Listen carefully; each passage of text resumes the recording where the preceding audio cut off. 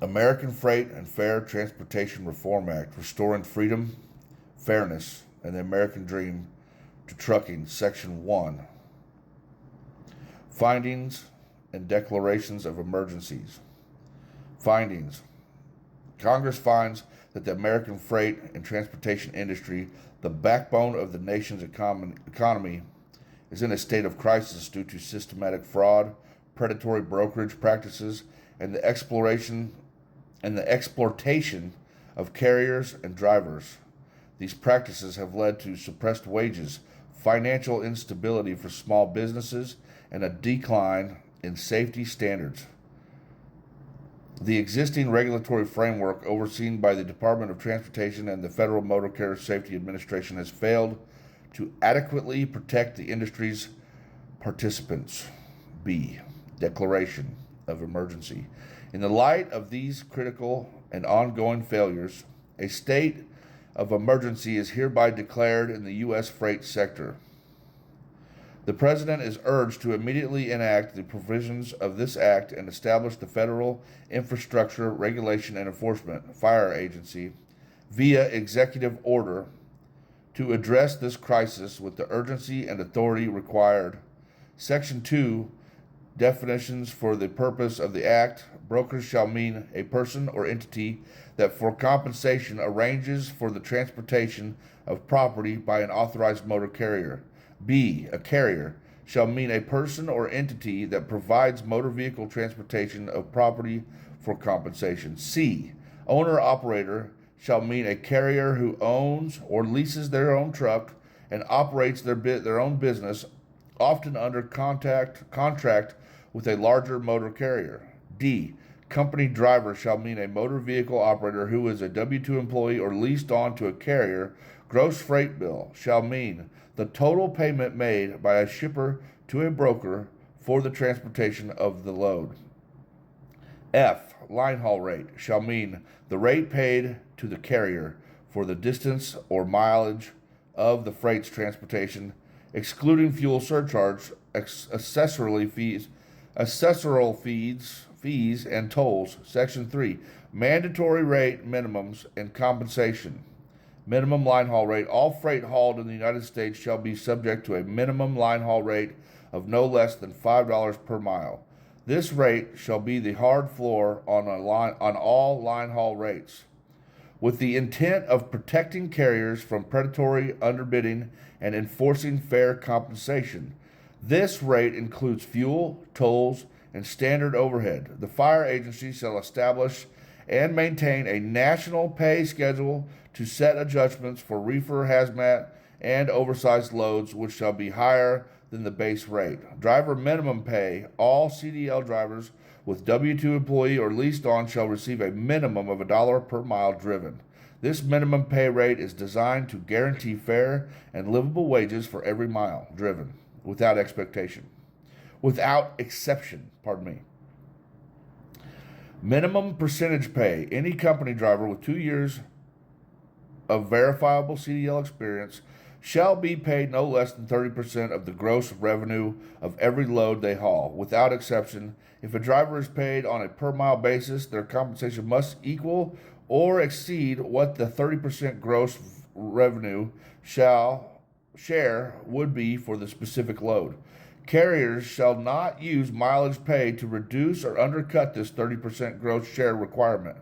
Violations of this subsection shall result in fines, restitution to the driver, and civil penalties against the carrier. Section 4. Brokerage, regulation, and transparency. Brokerage commission cap. A broker may take no more than 3% flat commission of the gross freight bill. This commission shall be the only fee a broker may collect, and no hidden markups, cuts, or other forms of compensation are permitted. Full manifest disclosure. All brokers are required to provide the carrier with the shipper's rate, confirmation, invoice totals, and all billing details up front with every transaction, not upon request. Furthermore, all brokers must remove any contractual language that waives the carrier's rights to know original rates. C. Required transaction details. The paperwork for each load must clearly list the following information: the shipper's name and contact information, the total payment from the shipper to the broker, the broker's exact commission, the final payment to the carrier. Failure to comply with these requirements shall void the load transaction and require full restitution to the carrier. Fuel surcharge protection. 100% of any fuel surcharge collected from the shipper must be passed directly to the carrier or a person paying for fuel without any deductions. Broker bond increase. The broker bond requirement shall be increased from $75,000 to $250,000 before any load can be dispatched. Any default on payment to a carrier shall result in automatic blacklisting of the broker. Section 5. Owner-operator protections. Carriers who contract with owner-operators shall honor all contracted gross percentages, e.g. 80%. Any hidden deductions, fees, or unauthorized charges shall be considered wage theft.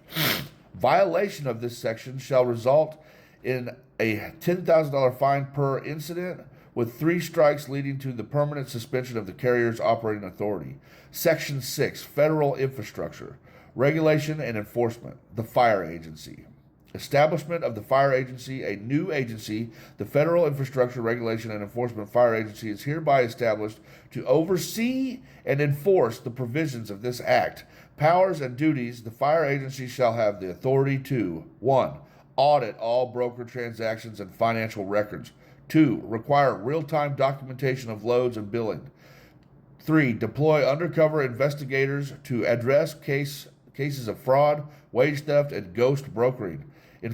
Number 4. Enforce all provisions of this act through the application of fines, license suspensions, blacklisting, and other civil penalties. Section 7. Additional industry reforms. The following reforms are deemed necessary for the long-term health and stability of the trucking industry and shall be addressed in subsequent legislative measures. Number 1, the CSA score accuracy reforms to ensure the accuracy and fairness of the compliance, safety, and accountability CSA scoring system. 2, market share limits. The implementation of a 3% market share limit to prevent monopolistic control of the freight industry. Number 3, ban on umbrella companies. Legislation to prohibit the use of umbrella companies to obscure financial relationships and liabilities. 4, unique physical address requirement. A requirement for all carriers and brokers to have a unique and verifiable physical address. Number 5, domestic operating requirements. Legislation ensuring that all freight with the U.S. is handled by domestically based and registered entities. Dispatch services regulations. The regulations of the third-party dispatch services to prevent fraudulent practices. 7, trucking as a skilled trade. Official recognition of trucking as a skilled trade to support vocational training and fair compensation. Specialized endorsement for flatbed region RGN. The creation of a specialized commercial driver's license CDL endorsement for flatbed and removable gooseneck RGN operations to enhance safety and training standards. There it is, guys. That's the AFFTRA as it is at this moment. And I'm sure over negotiations and conversations we can make it maybe even better. But so if you haven't checked it out, AFFTRA.org, or you can go to the TikTok bio, click the link, join the Telegram group, guys. And right there, you can stand shoulder to shoulder with all of us, sign the petition, share your TikToks, see other TikTokers on there, and be a part of the community. I love you guys. See you on the next one.